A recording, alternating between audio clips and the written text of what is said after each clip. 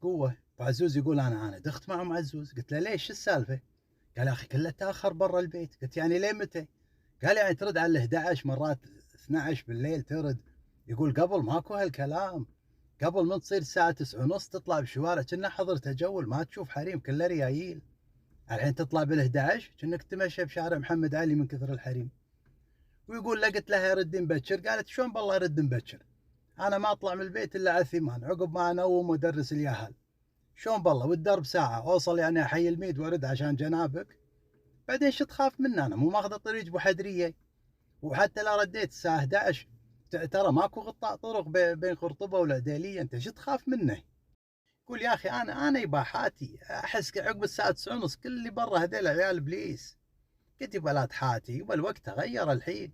وبعدين شد حاتي مع عزوز منه. عزوز لابس باروكه افرو.